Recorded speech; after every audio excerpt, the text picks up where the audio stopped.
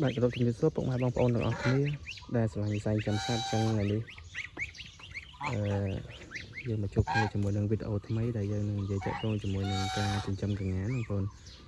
năm con chẳng người chụp po ca trăm gần ngán bây giờ ở trong ai cho sẵn lấy bóng ôn ai san bóng thì san bàn ở đây xa nhưng mà với ai khơi nhà vì gần ngán dân thông lươn đi xe dân mơ từ lời bộ con gần ngán hay là dân ở sâu cho sẵn lấy bóng ôn chẳng ngườiต่อពីពេលព្រឹកដែលយើងភ្ញាក់មកភ្លាមបងប្អូនគួរតែចាប់ផ្ដើមបើកវាឲ្យដើរស៊ីស្មៅបងប្អូនយើងមានស្មៅនេះយើងបើកវាឲ្យស៊ីស្មៅទៅពេលព្រឹកឡើងហ្នឹងបន្ទាប់ពីយើងបានដើរដាក់ឲ្យបើកឲ្យវាស៊ីស្មៅហើយយើងចាប់ផ្ដើមមួយនេះបងប្អូនចាប់ផ្ដើមពេលថ្ងៃក្តៅខ្លាំងយើងអាចដូរវាមកឲ្យវាស៊ីចំណៃនៅក្នុងត្រង់វិញពីព្រោះធ្វើបែបនេះវាជាអ្វីដែលកងានវាត្រូវការបងប្អូនដោយសារវាចូលចិត្តស៊ីស្មៅចំណៃវាត្រូវការដែរប៉ុន្តែពីច្រើនគឺវាស៊ីស្មៅអញ្ចឹងយើងពេលព្រឹកយើងគួរតែបលែងវាស៊ីស្មៅទៅដើម្បីឲ្យវាបានដើរលេងសប្បាយចិត្តផងហើយនឹងបានស៊ីស្មៅនឹងផងហើយមួយទៀតវាបានត្រូវពលឺថ្ងៃហើយដល់ពេលថ្ងៃឡើងពេលក្តៅហ្នឹងយើងអាចដេញវាចូលមកក្នុងត្រង់ទៅមកយើងដាក់ចំណៃឲ្យវាស៊ីទៅហើយចំពោះចំណៃយើងអត់មានអីច្រើនទេបងប្អូនយើងមានស្រូវត្រាំយើងមកស្រូវយើងគួរតែត្រាំវាបងប្អូនដោយសារឲ្យវាទុនគ្រាប់ទុនលើបកវាទៅដល់កញ្ញាយើងស៊ីទៅវាអត់សូវមានបញ្ហាទៅលើប្រព័ន្ធលេហាវា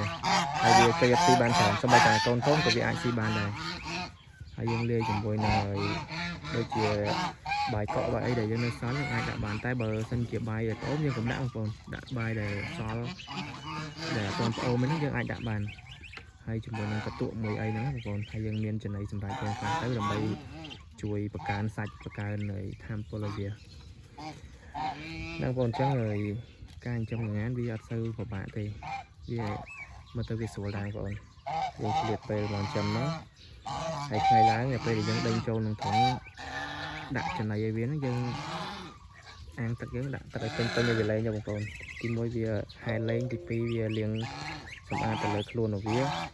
ហើយមួយទៀតវាផឹកវាលែងហ្នឹងចេញពីលែងហ្នឹងវាស៊ីចេញពីស៊ីទៅវាទៅផឹកវិញអាហ្នឹង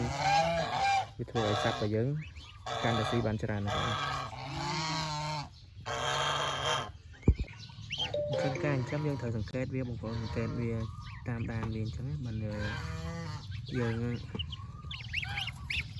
ថាយើងចំវាបដាយើងរៀនវាបដាយើងរៀនពីវាបដានេះកូនខ្ញុំទម្លាក់ចុះអញ្ចឹងវាដាក់ខាងដោយឡែកដូចថាខ្ញុំដាក់ទូភ្ញាស់អញ្ចឹងអត់មានមេក្រាបយើងយកមកហាលថ្ងៃល្ងាចហ្នឹងយើងដាក់អំពូលកម្ដៅវាចឹងទៅពេលដែលវាបានស៊ីថ្ងៃហ្នឹងហើយថ្ងៃរៀងតិចបន្តិចចាំយើងហើយបើកបលែងឲ្យវាទៅស៊ីស្មៅវិញបងប្អូនហើយដល់ពេលយប់ឡើងគឺយើងដាក់ម្សៅទៀតដាក់ចំណីស៊ីម្សៅទៀតគឺជាការសល់យើងបងប្អូនចឹងមួយថ្ងៃយើងដាក់ឲ្យស៊ីតែ2ដងបានហើយយើងបលែងយកស៊ីស្មៅបាន2ដងដែរចឹងវាស៊ីឆ្អែតបងប្អូនចឹងហើយកញ្ញាយើងវាធំធាត់លឿនបងប្អូនចឹងហើយវីដេអូមានប៉ុណ្ណឹងបងប្អូនហើយពេញចិត្តវីដេអូរបស់ខ្ញុំកុំភ្លេចជួយចុច Subscribe Channel YouTube អ្នកមើលផងដើម្បីទទួលបានវីដេអូថ្មីៗបន្តទៀតបងប្អូនអរគុណច្រើន